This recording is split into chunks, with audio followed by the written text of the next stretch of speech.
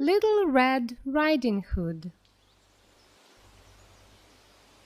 Once upon a time, there was a kind little girl called Little Red Riding Hood. She always wore a bright red cloak with a bright red hood. I love it so much, I never take it off.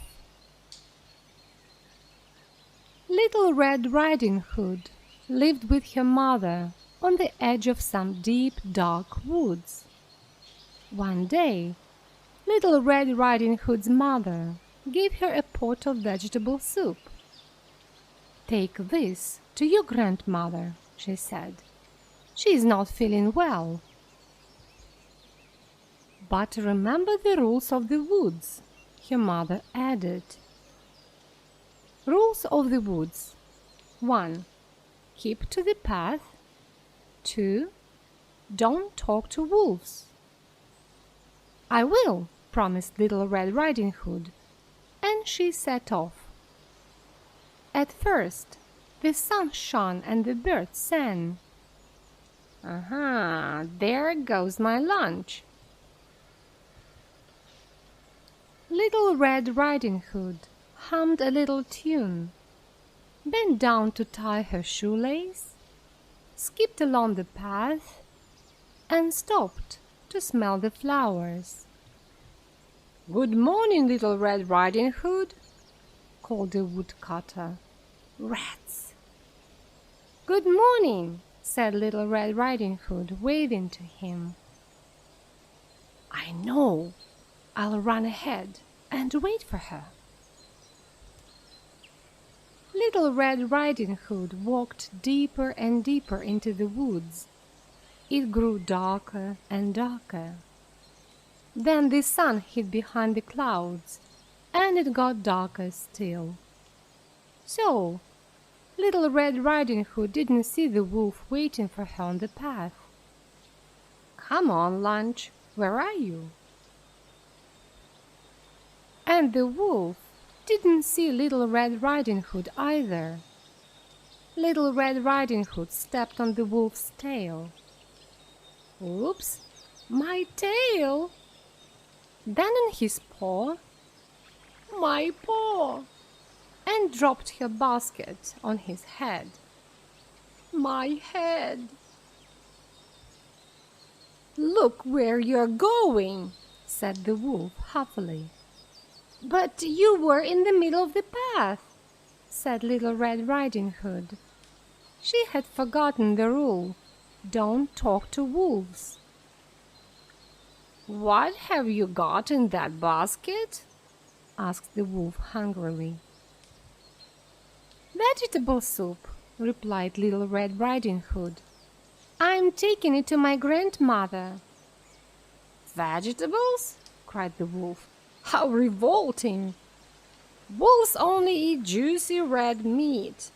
I never touch vegetables," he added.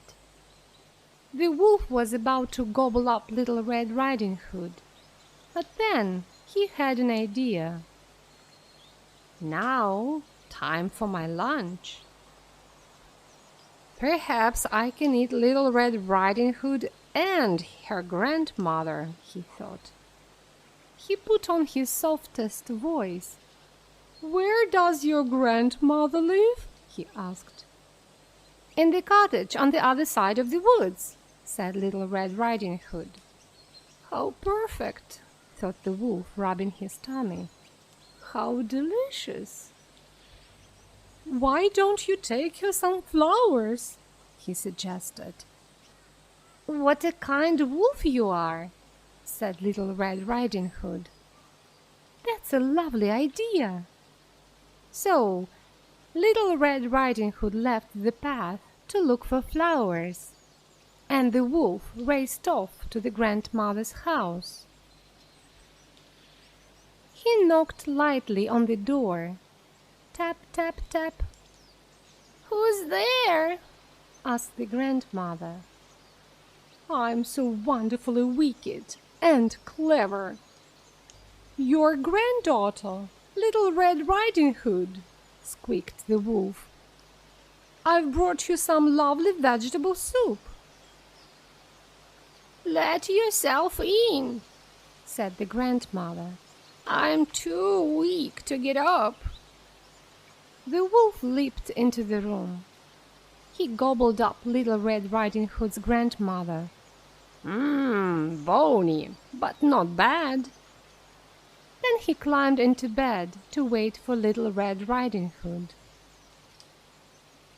Soon he heard a knock at the door. "Who's there?" he said. "Your granddaughter, Little Red Riding Hood." "Let yourself in," called the wolf. "I'm too weak to get up." He pulled on the grandmother's cap and hid under the blankets.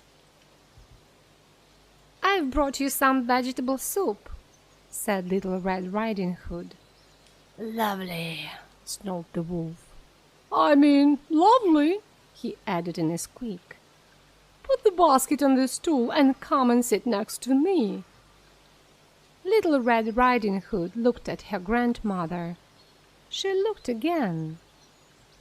"Oh, grandmother," she said, "what big ears you have!"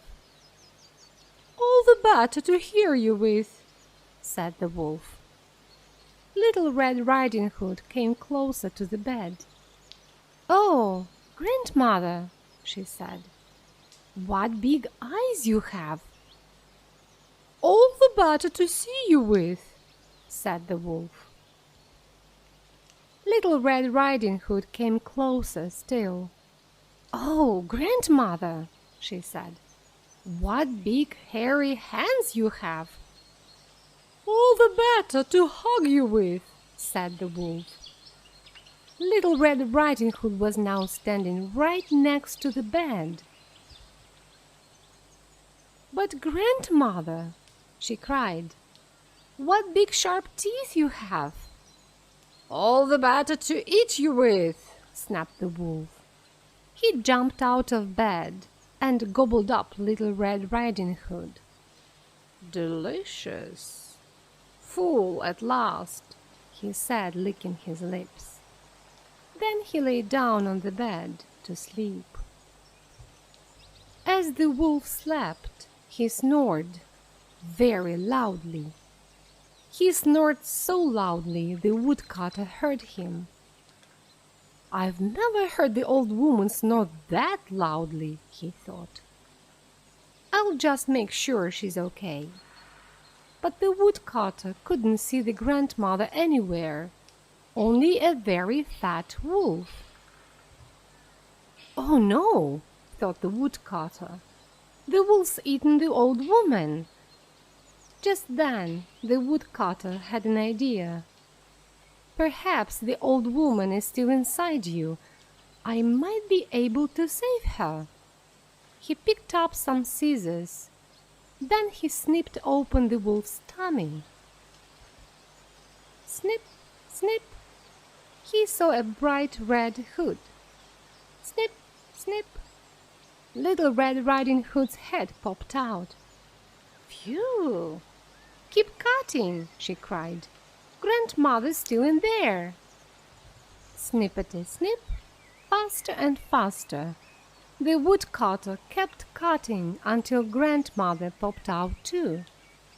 "Did I fall asleep?" Quick as a flash, Little Red Riding Hood ran outside and picked up lots of stones. The woodcutter put them in the wolf's tummy, and the grandmother sewed the tummy up. Then the wolf woke up. He tried to sneak out of the door, but the stones rattled inside him. "Now everyone can hear you coming," said the woodcutter, laughing. "But I'll never catch anyone," cried the wolf. "Exactly," said the woodcutter. "You'll just have to eat vegetables instead," said Little Red Riding Hood. The wolf never ate another person. "I don't like little girls." As for Little Red Riding Hood, she never ever talked to a wolf again.